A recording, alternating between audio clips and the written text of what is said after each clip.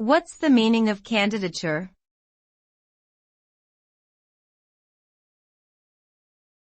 Candidature.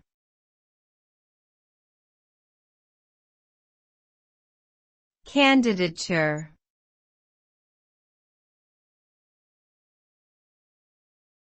Candidature.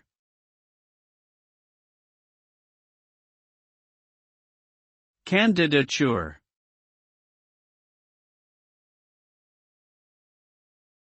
Candidature refers to the act of being a candidate or applying for a position, office, or award. It is the state of being considered as an applicant for something. The result of a candidature depends on the specific context in which it is used.